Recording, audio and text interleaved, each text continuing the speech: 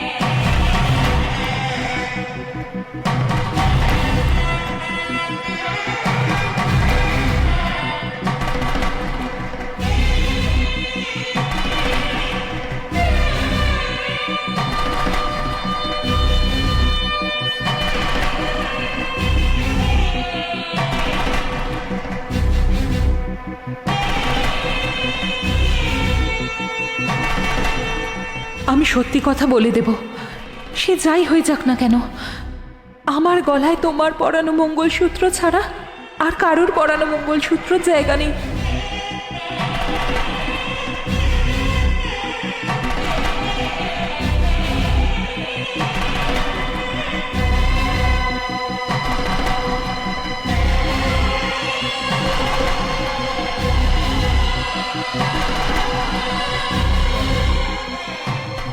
বলবো ভাবলাম, কিন্তু মায়ের মুখটা আটকে দিচ্ছে আমাকে। সাথী, সাথী আপনি বলে দিন, বলুন সাথী প্লিজ, আমি বলতে পারছি না, আপনি বলুন।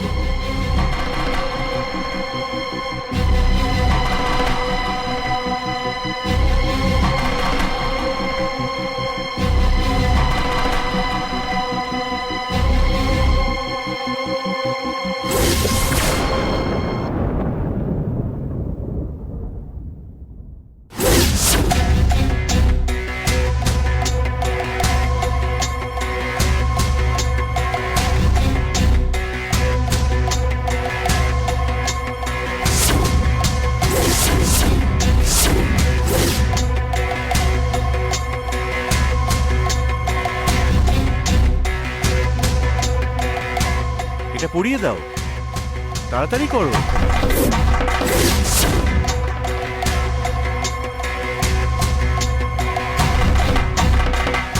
নাও, সময় তো চলে যাচ্ছে, পরিয়ে দাও।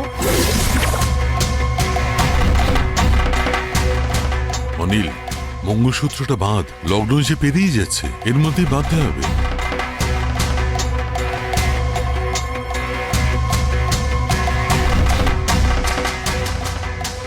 নাও অনিল, সময় চলে যাবে তো।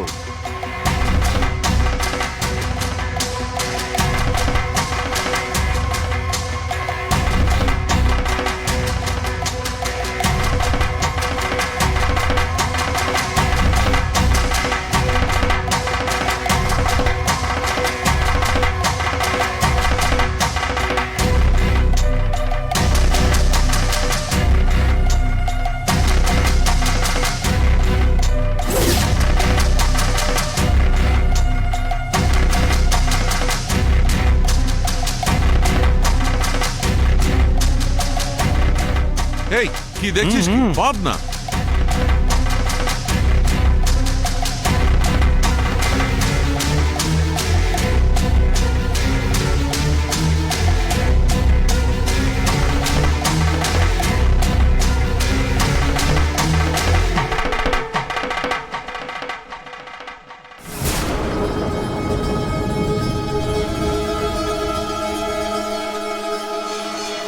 সাথী,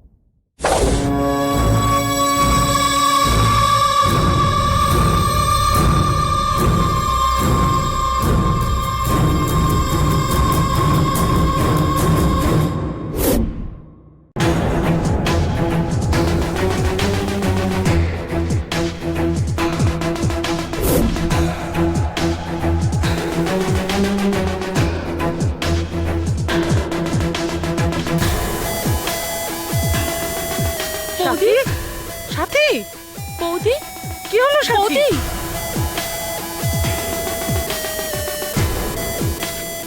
সাথী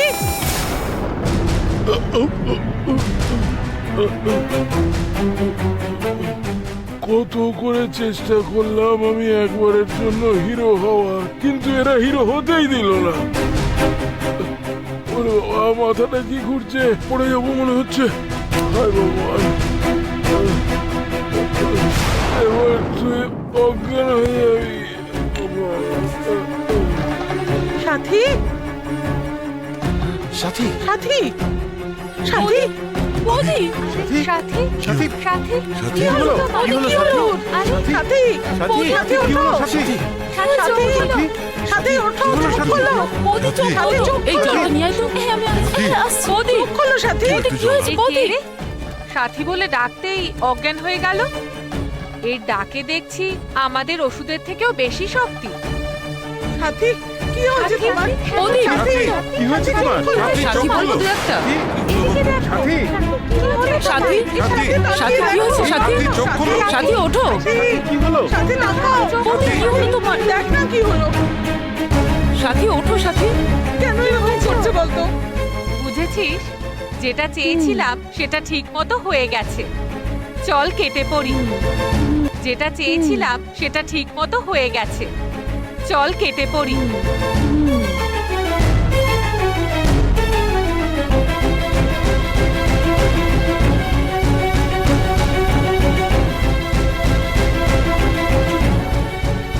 মা, অশুভ লক্ষণ শুরু হয়ে গেছে।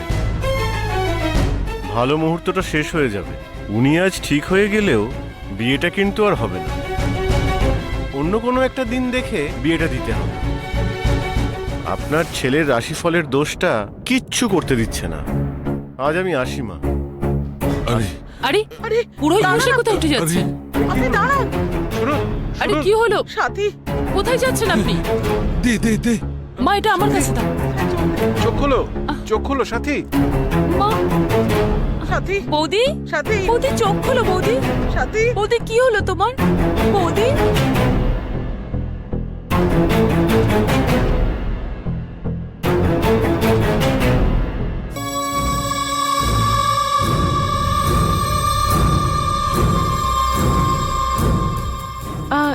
সাথী, এখানে আমি তোমার বিয়েতে আসবো বলে কত তাড়াহুড়ো করলাম, কিন্তু সেটা তো হলোই না। ফার্স্ট ম্যারেজটা হলো রেজিস্টার অফিসে, সেকেন্ড ম্যারেজটা বাড়িতে হওয়ার থাকলে হতেই পারতো। তুমি কে মা? সাথীর বাড়ির কেউ? ওর নিজের কেউ না, কিন্তু তার থেকেও বেশি। ফ্রেন্ড হই, আমি আরো স্কুল থেকেই ফ্রেন্ড। একসঙ্গে পড়াশোনা করতে? নাম কি তোমার? রাগিনী, রাগিনী অনিল।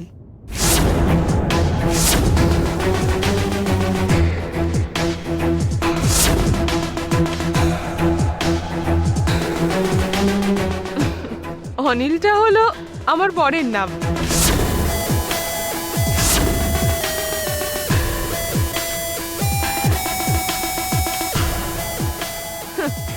সাথীও তো আমার সাথে মজা করে যে আমার বরের নামও অনিল বলে।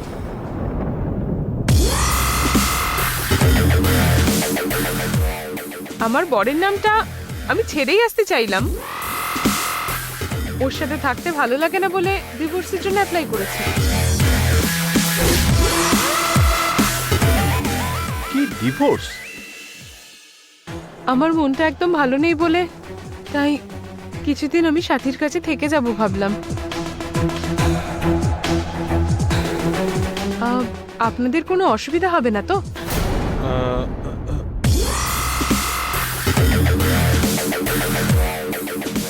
আমার অতীতটা ভুলে একটু ভালোভাবে বাঁচার জন্য এখানে কি কিছুদিন আমি থাকতে পারি?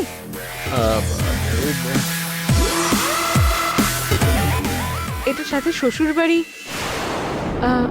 বাড়ির লোকেদের কাছে পারমিশন তো নিতে হবে।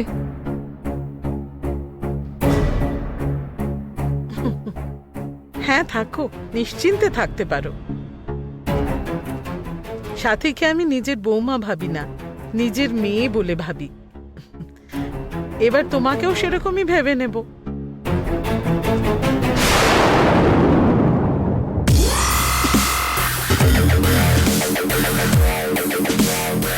আর এই সব ডিভোর্স এই সমস্ত কথা বলো না তো। তুমি বরং তোমার স্বামীর ঠিকানাটা আমাদের সবাইকে বলে দাও, আমরা বুঝিয়ে বলবো।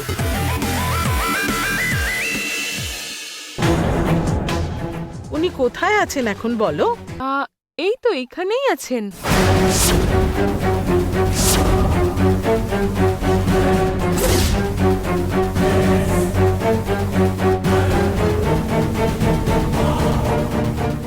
এখানেই? এখানে? এখানে কোথায়? এখানে কে? কোথায় আছে সে? বাইরে আছে নাকি?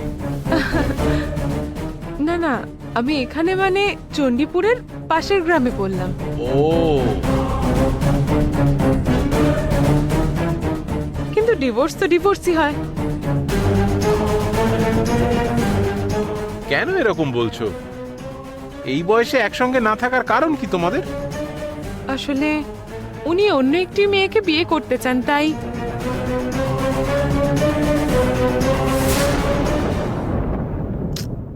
আমি পুরনো হয়ে গেছি।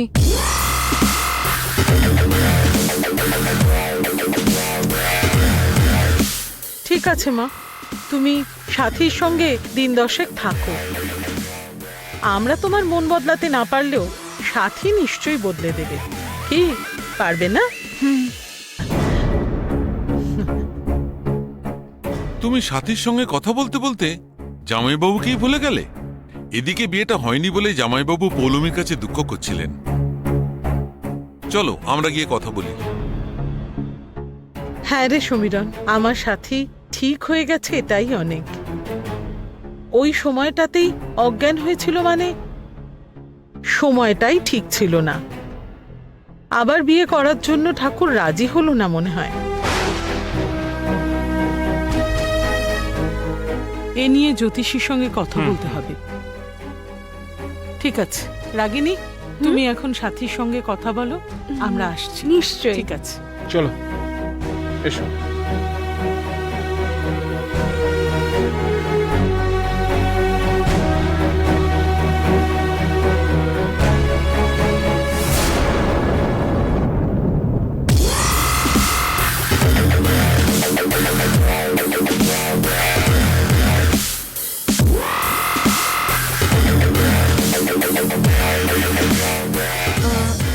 অনিল, তোমার বিয়েটা মাঝখানে থামিয়ে দিলাম বলে রেগে আছো?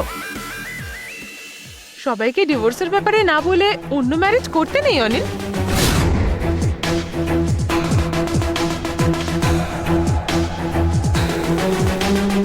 এদিকে এসো।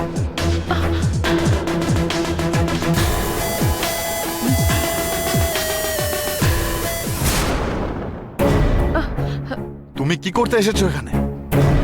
কেন এলাম, কিসের জন্য এলাম সেটা তুমি পরে বুঝবে অনিল। আমি তোমার এক্স ওয়াইফ এটা এখানে বলতেই পারতাম, কিন্তু বেচারির সাথীও একটা মেয়ে। হাহ, ওর সামনে এই কাজটা করতে ইচ্ছে করলো না আমার।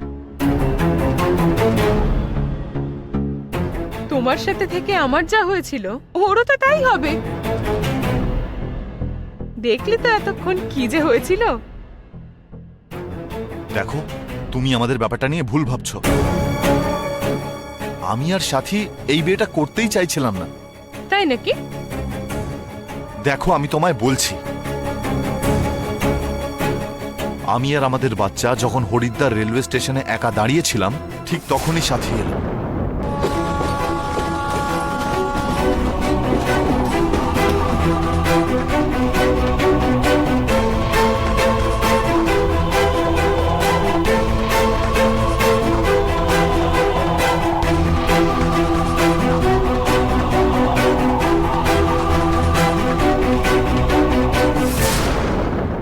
এটাই হয়েছিল।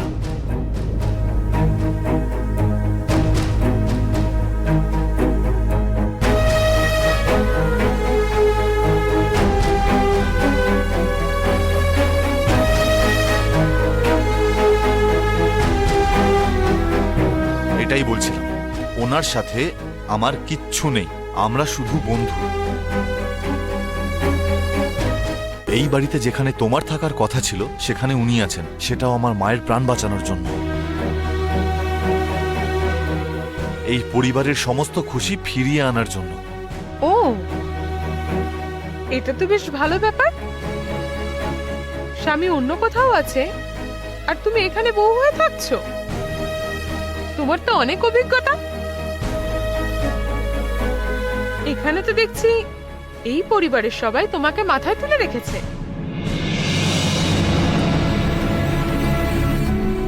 কিন্তু দেখো অনিল, আমি নিজের মুখে কাউকে বলবো না যে তোমরা এখানে নাটক করছো।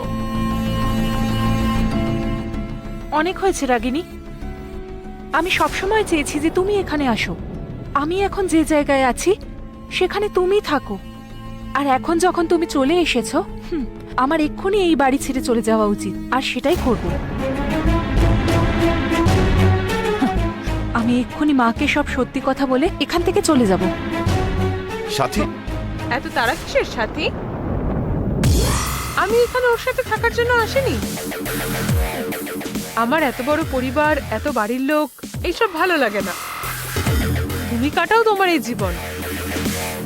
আমি এখানে কিছুদিনের জন্য থাকতে চাই, কিন্তু কেন, কিসের জন্য, এসব আমাকে জিজ্ঞেস না করে চুপচাপ থাকলে তোমাদের ভালো, তোমাদের পরিবারেরও ভালো। সাথে তুমি যদি আমাকে দেখানোর জন্য এই বাড়ি ছেড়ে চলে যাও, তারপরে এই বাড়ির মান, সম্মান, মর্যাদা সব বাড়ি ছেড়ে চলে যাবে। দেখে নিও। অনিল, তোমাকেও আমি তাই বলছি। তাহলে তুমি আমার সঙ্গে থাকার জন্য আসোনি, আমি কেমন আছি সেটা দেখার জন্য। ও, সেরকম কোনো ইচ্ছে আছে তোমার? তাহলে সেটা ভুলে যাও। এই রাগিনী 1 মিনিটে যে সিদ্ধান্ত নেয় সেটা কখনো ভুলে না।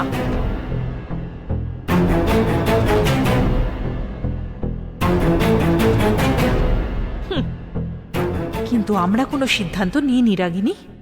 তুমি যে সিদ্ধান্ত নিয়েছো সেটা এই বাড়ি থেকে শুরু হবে। আমি শুরু করাবো। তুমি হবে অনিলের আসল বউ, বুঝেছো? আর এই বাড়ির সব থেকে ভালো বউমা। আমি সেটা করেই ছাড়বো।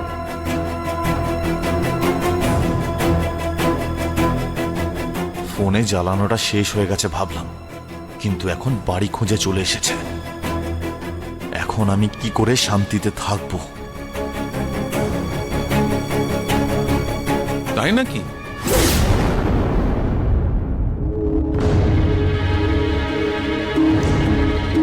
এক মিনিট দাঁড়াও অনিল।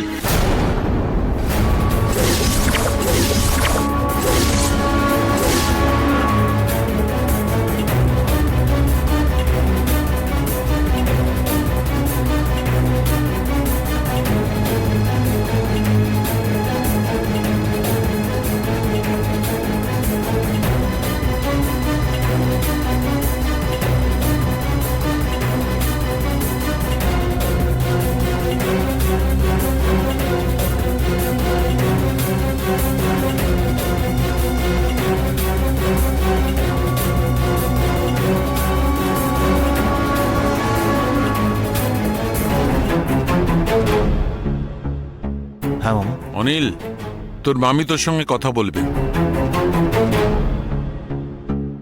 কথা বল। হ্যাঁ, আমি কথা বলে আসছি।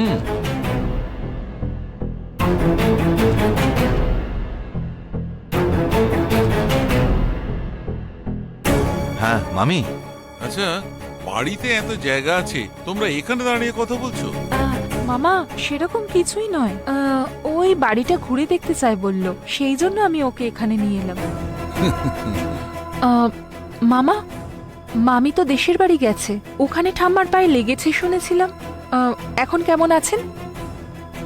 আর মামি কবে বাড়িতে ফিরবে? হ্যাঁ মামি, বিয়েটা হয়নি। হ্যাঁ, সাথী অজ্ঞান হয়ে গেছিল, তাই অনুষ্ঠানটা আর বেশি এগোয়নি আর কি। বেচারা, ওর মা উঠতেই পারছে না। আগে ঠিকমতো সুস্থ হয়ে উঠুক, তারপরেই ওনাকে আমি আসতে বললাম। ওনাকে ভালোভাবে দেখার জন্য লোকই নেই। এই বিয়েতে আসার জন্য জেদ করেছিল। ঠিক আছে মামা। আচ্ছা, ঠাম্মার শরীর ঠিক নেই বলে গিয়েছিলেন, এখন কেমন আছেন? ঠিক আছে, সাবধানে থাকবেন। হ্যাঁ, দিচ্ছি দিচ্ছি। সাথী, মধুমতি মামি আপনার সাথে কথা বলতে চান। ঠিক আছে মা, তুমি কথা বলে নাও, পরে দিয়ে দিও।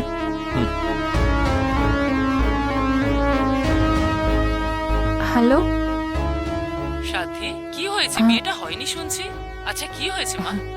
মামি, ওসব কিছু নয়, আসলে সকাল থেকে তো কিছু খাইনি, তাই জন্য অজ্ঞান হয়ে গেছিলাম। মামা আমাদের বিয়ের ব্যাপারে সব বলেছে তোমাকে? হ্যাঁ হ্যাঁ, আমায় সব বলেছে। মামি, ঠাম্মা কেমন আছে? আম্মা এখনো হাঁটতে পারছে না, ডক্টর রেস্ট নিতে বলেছে। ঠাম্মাকে একটু দেখো। আমি ঠিক আছে রাখি মা। তাহলে। তুমি কিন্তু নিজের খেয়াল রেখো। ঠিক আছে। মামা মামি বলে ডেকে তুমি তো বেশ নাটক করতে পারো বাবা। আমি আবার এত অভিনয় করতে পারি না। আচ্ছা, আমার ছেলে কই? এতদিন পরে মনে পড়লো।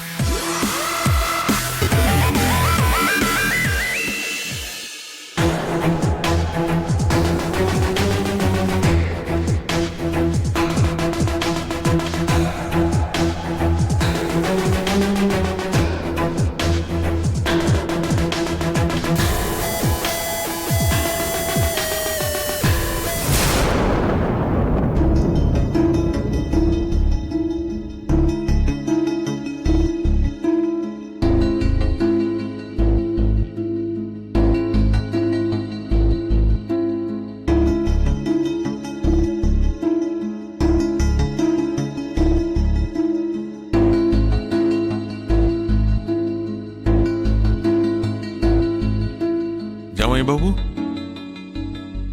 যখন বিয়ের কথা হচ্ছিল তখন আপনি কত খুশিতে ছিলেন, কিন্তু অনিলা সাথীর বিয়েটা হয়নি বলে আপনার মনটা এখন খুব খারাপ দেখছি।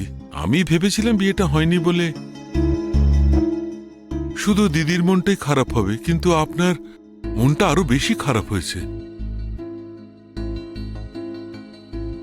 এই সমীরণ, তোমার দিদির ব্যাপারে তুমি কি আমার থেকে অনেক বেশি খবর রাখো? এই যে বিয়ের আসরে সাথী অজ্ঞান হয়ে যাওয়ার পর সুস্থ হয়ে উঠলে সেটাই অনেকের কাছে অনেক বড় ব্যাপার, কিন্তু বিয়েটা তো হলো না। সাথী আর অনিলের বিয়েটা হয়নি বলে মন খারাপ করে আমরা থেমে থাকতে তো পারি না। আবার আমাদের সব বাধা কাটিয়ে এগিয়ে যেতে হবে। ছেড়ে দিন না, অন্য কোনো লগ্ন দেখে করিয়ে দেব। না, সাথী আর অনিলের বিয়ের সব ব্যবস্থা করে সবকিছু কেমন নষ্ট হয়ে গেল। সেই সময় সাথীর কি যে ঘটে গেল কিছুই বুঝলাম না।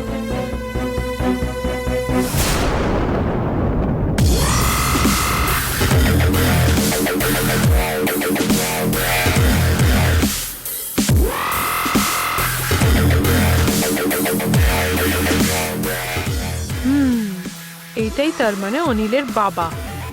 তাই মনে কষ্ট। যতই বয়স বাড়ুক না কেন, ছেলের মনকে এখনো বুঝতে পারেনি। ছেলে ভালোবেসে বিয়ে করলো, সবাইকে ছেড়ে চলে গেল, কিন্তু ওকে বাড়ির সম্পত্তিটা দিতে পারেনি। এরাও নাকি বাবা। আবার যদি বিয়ের ব্যাপারে কথা বলি, মা কাঁদে না সোনা, এদিকে দেখো দেখো। বৌদি, এখানে একটু এসো না, দেখো কেঁদেই যাচ্ছে।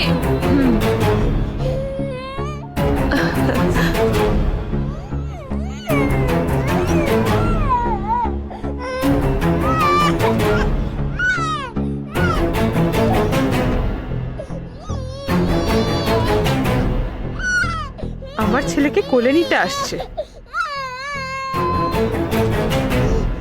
ব্যাস ব্যাস, কাঁদতে নেই আর কাঁদতে নেই সোনা, দেখি দেখি কাঁদতে দেখি, নেই। এই তো আমি, মা এসে গেছে তোমার। কাঁদতে নেই বাবা, এই তো এই তো এই তো, কিচ্ছু হয়নি, এই তো আমি। কেন কাঁদছো? কাঁদতে নেই সোনা, কি হয়েছে? এই তো আমি। মাকে দেখো, মাকে দেখো, এসে গেছে তো। আর কাঁদতে নেই। এই যে আমি আর কাঁদতে নেই, আমরা বেরো যাবো, কেমন? এই তো কি হয়েছে বাবা?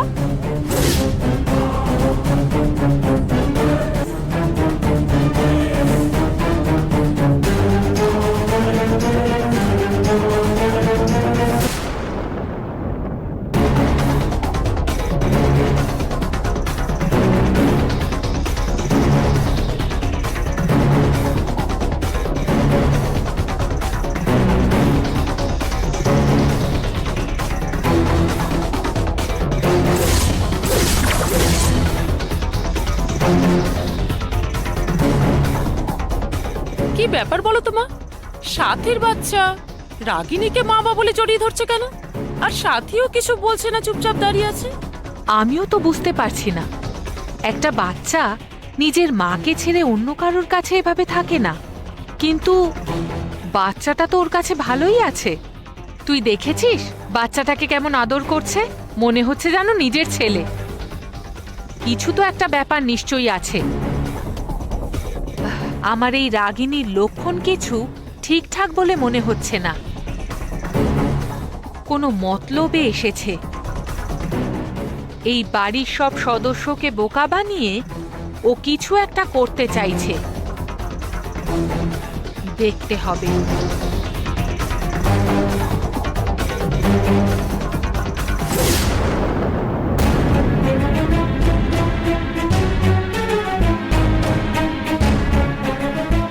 এই অনিল, কি ব্যাপার রে? তোর বাচ্চাটা সাথীর কাছে না গিয়ে ওই মেয়েটাকে মা বলে ডাকছে। বুঝতে পারছি না কি হচ্ছে। এই তোকেই জিজ্ঞেস করছি, বল না।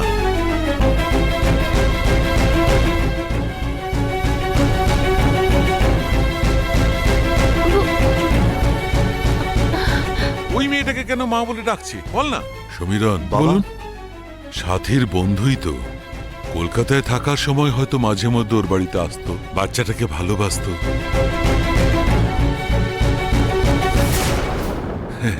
সেই জন্যই ওকে চিনতে পেরে মা বলে ডাকলো। এতে এত চিন্তার কি আছে? হবে হয়তো। হ্যাঁ হ্যাঁ, তাই হবে না, এটাই সত্যি। যাও গিয়ে কাজ করো, যাও। হ্যাঁ ঠিক আছে।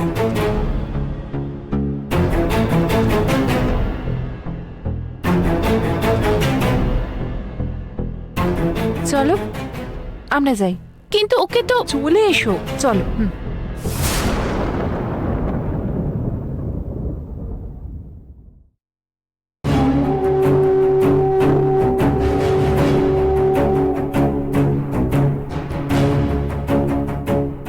আচ্ছা, এটাই অনিলের আগের বউ নয় তো? ও কিসের জন্য এই বাড়িতে এসেছে সেটা আমায় জানতে হবে। খুব তাড়াতাড়ি আমি একটা ব্যবস্থা করব।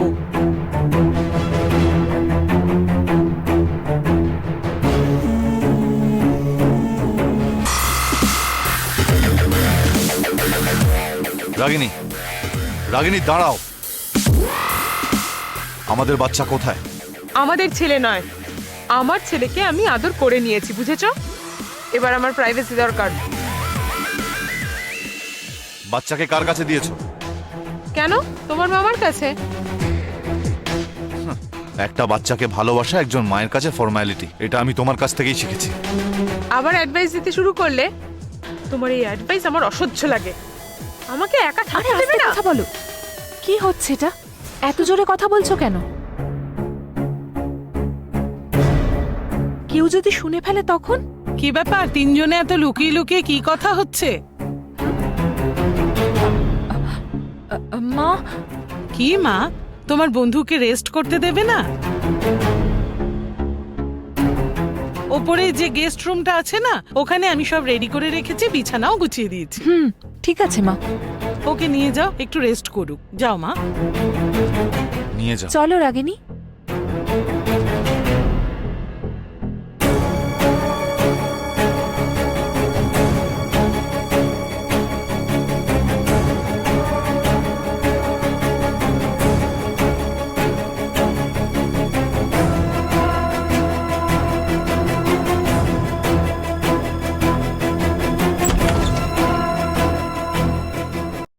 রাগিনী, এটা হলো তোমার রুম।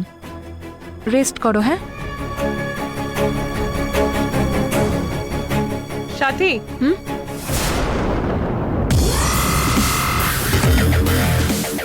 এসব কি? তুমি এখানে এলে, রুমের দরজাটা খুললে আর রেস্ট করো বলে চলে যাচ্ছ? এখানে সব ঠিকঠাক আছে তো? রুমের মধ্যে এসি আছে তো? হিটার আছে তো? ওয়াইফাইটা কাজ করে? এসব না বলে তুমি কোথায় যাচ্ছ? এসব ছাড়া আমি থাকতে পারবো না, বুঝেছো? সাথী, তোমার রুম কোনটা? অনিলের রুমটাই কি? তুমি যে ওর বউ হওয়ার নাটক করছো সেটা তো ওনারা জানেন না। রুম একই, কিন্তু দুজনের বেড কিভাবে আছে? একটা না দুটো? রাগিনী, আপনি অনিলকে বিশ্বাস নাও করতে পারেন, কিন্তু আমার অভি আমাকে বিশ্বাস করে। আপনার এই ধরনের প্রশ্নের আমি কোনো উত্তর দেব না। আমি কেন তোমাকে সন্দেহ করব? অনিলকে ভুলেছি বহুদিন হচ্ছে। ও যা ইচ্ছে করুক, আমার তাতে কি? বেচারা, তুমিও আমার মতো একটা মেয়ে। আমি ওকে বিশ্বাস করায় যা হয়েছে তোমারও তাই।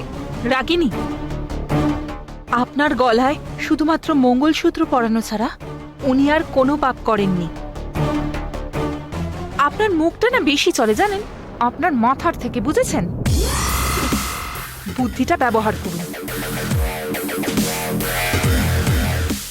এ বাবা, বাইরে থেকে একরকম, ভিতর থেকে আরেক রকম।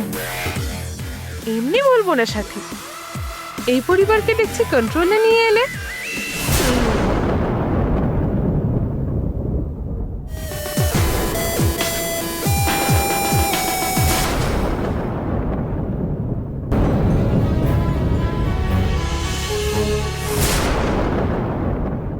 অনিল, হ্যাঁ মা?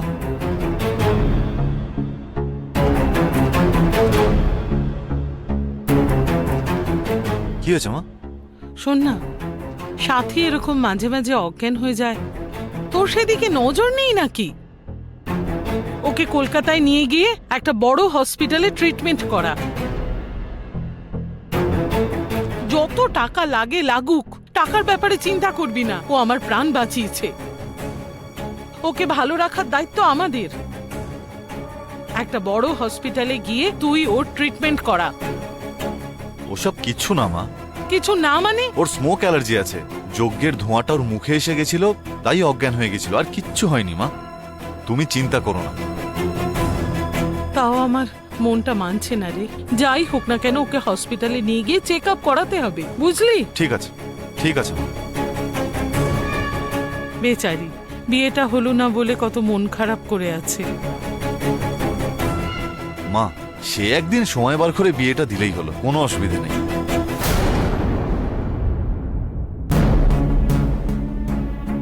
মা যাও, তুমি গিয়ে একটু বিশ্রাম করো।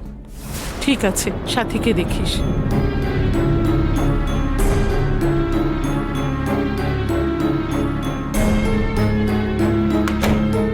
আমি একটা কথা জিজ্ঞেস করলাম যে দুজন একই রুমে কিনা। দুজনে একই রুমে থেকে এই বাড়ির লোকেদের বড় বউ সেজে বোকা বানাচ্ছে, নাকি আমায় বোকা বানানোর জন্য মিথ্যে বলছে? ভেতরে যে কি হচ্ছে কে জানে।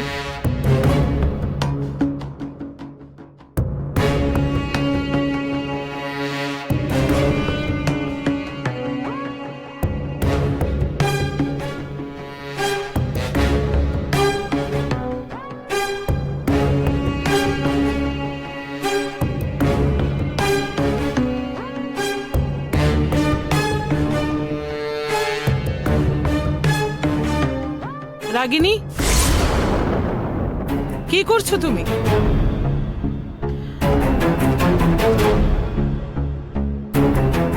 স্বামী স্ত্রী যে ঘরে থাকে তাদের অনুমতি ছাড়া হঠাৎ করে দরজা খুলে দেখাটা একদম উচিত না।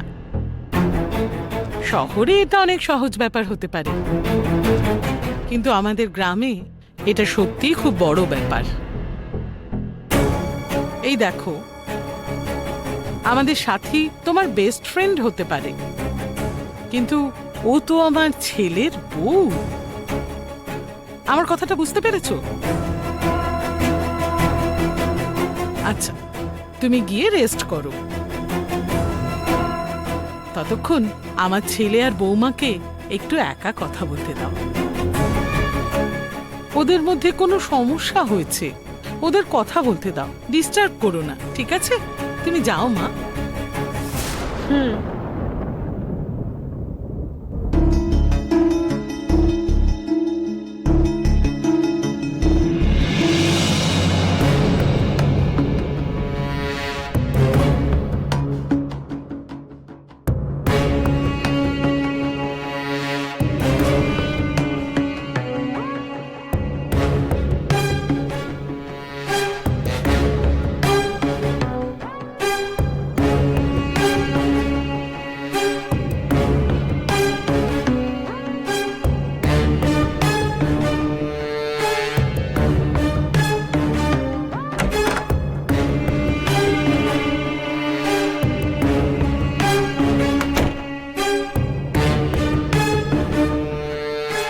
এই সাথী, দাঁড়াও।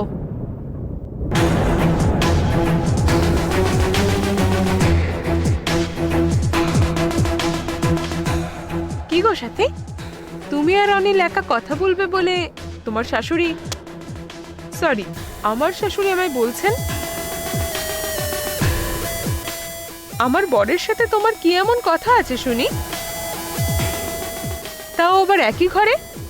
রাগিনী, প্রত্যেকের একটা নিজস্ব দৃষ্টিভঙ্গি আছে। তোমার দৃষ্টিভঙ্গি ঠিক না হলে সবকিছু তো ভুলই মনে হবে। আমি কিরকম সুযোগ পেয়েছি সেটা দেখলে তো? নিজের বরকে অন্য মহিলার সঙ্গে একই ঘরে থাকতে দেখেও কোনো রকমের বাধা না দিয়ে আমি চুপচাপ সেটা দেখে যাচ্ছি। আমার ভাগ্যটা বুঝতে পারছো তো সাথী? রাগিনী, আমি যে এখানে থাকি সেটা সত্যিই আমার সৌভাগ্য। এই বাড়ির যিনি মহারানী, সেই মায়ের জন্য আমি এখানে থাকি, তোমার স্বামী অনিলের জন্য নয়। নিজের ছেলের থেকে আমাকে বেশি বিশ্বাস করেছেন উনি। এই বাড়িতে সবার থেকে বেশি সম্মান দিয়েছেন আমাকে, সব সময় আমাকে সবার ওপরে উনি রেখেছেন। আজ আমাকে মহারানীর মতো রেখেছেন বলে আমি এই বাড়িতে আছি।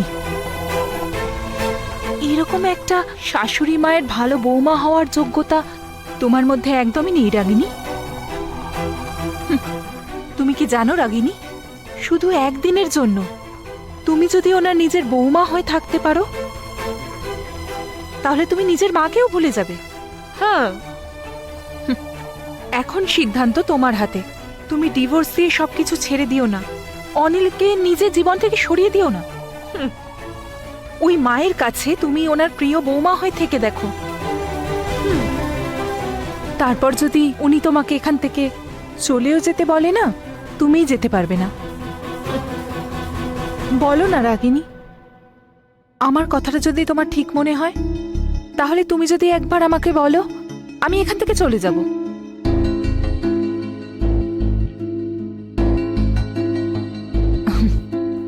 তুমি এইভাবে চুপ করে দাঁড়িয়েছো মানে তুমি ওই মহারানীর মায়া আর ভালোবাসাকে উপেক্ষা করতে পারছো না, তাই তো?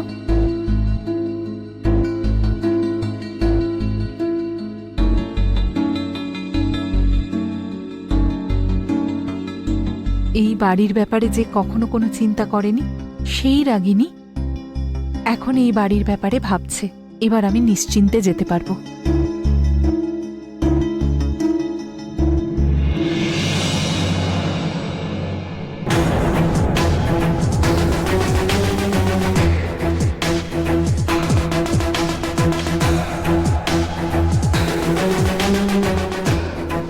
আমি এই বাড়ির বউ হয়ে থাকার জন্য এখানে আসিনি।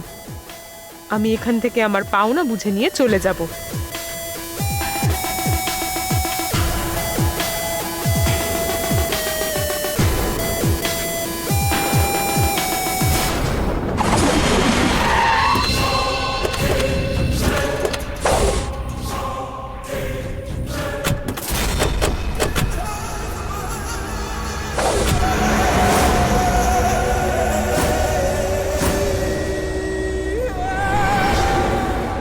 নমস্কার, আপনারই অপেক্ষায় ছিলাম।